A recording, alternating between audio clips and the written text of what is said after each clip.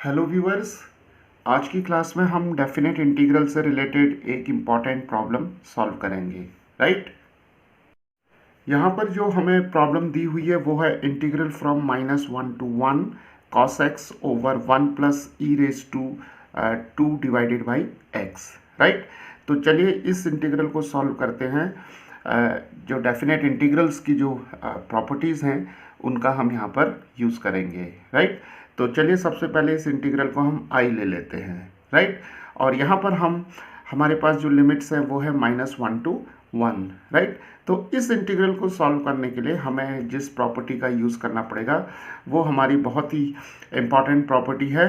और प्रॉपर्टी जो है वो है a to b f of x dx। Right. तो अगर हमारे पास इंटीग्रल है a to b f of x dx तो इस इंटीग्रल को हम इस तरीके से लिख सकते हैं a to b and f of a plus b minus x dx। Right. तो यहाँ पर जो हमारे पास वेरिएबल x होता है इस x को हम रिप्लेस कर देते हैं a plus b minus x से। Right. So x is replaced by a plus b minus x. Right. तो यहाँ पर हमारे पास a की वैल्यू है -1 और b की वैल्यू है हमारे पास 1। राइट। तो a plus b minus x की जो वैल्यू आएगी इस इंटीग्रल के लिए वो आ जाएगी -1 प्लस 1 माइनस एक्स। राइट। तो यहाँ पर ये दोनों कैंसिल हो जाएंगे तो हमें मिल जाएगा माइनस एक्स। राइट। तो अब हम इस इंटीग्रल आई में x को रिप्लेस कर देंगे माइनस एक्स से।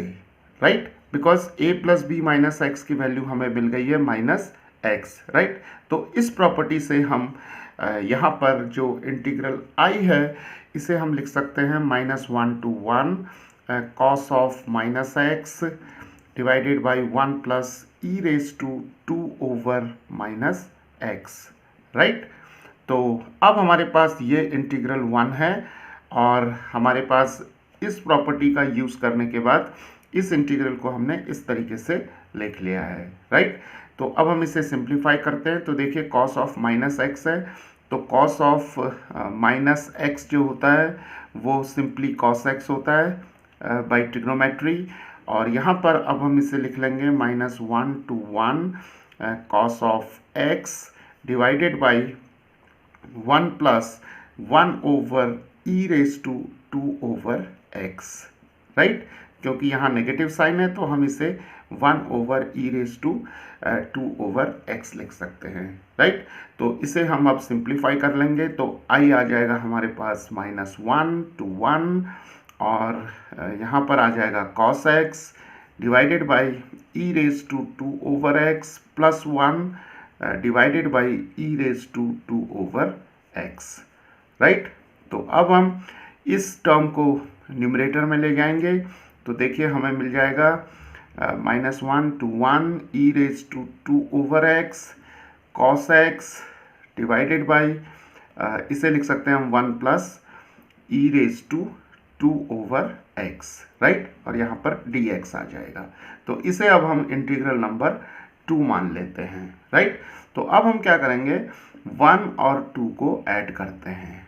राइट। तो इस इंटीग्रल को और इस इंटीग्रल को हम ऐड करेंगे तो देखिए हमें क्या मिलेगा i plus i is equal to integral from -1 to 1 cos x divided by 1 plus e raise to 2 over x dx plus integral from -1 to 1 और यहाँ पर मिलेगा e raise to 2 over x cos x divided by 1 plus e raise to 2 over x dx।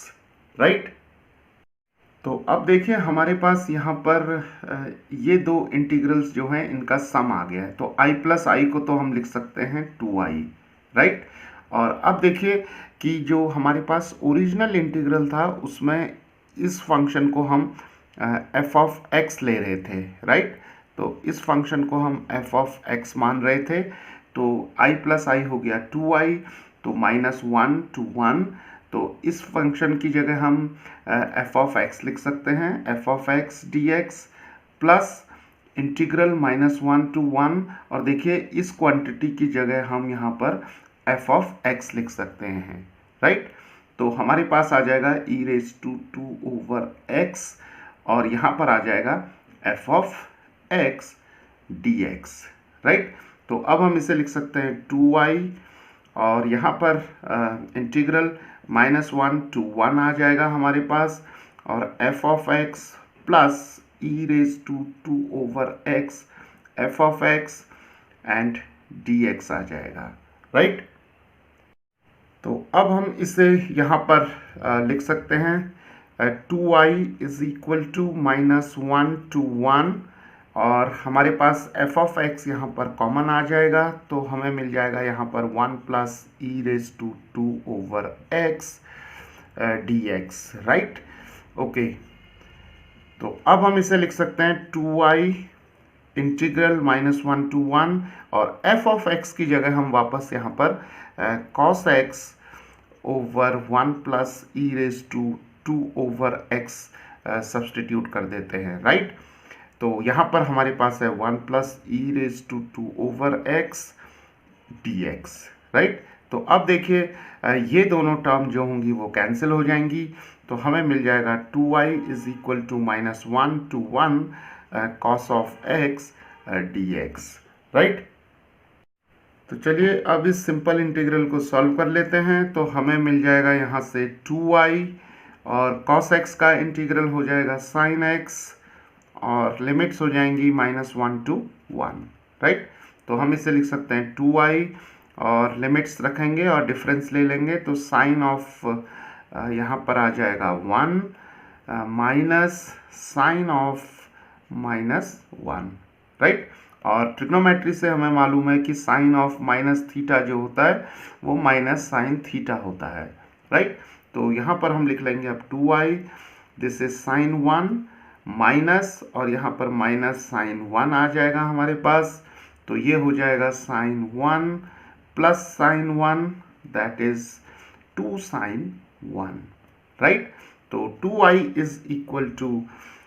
2 sin 1 आ गया हमारे पास, और 2 और 2 cancel हो जाएंगे यहाँ पर, तो i की वैल्यू आ जाएगी sin 1, राइट।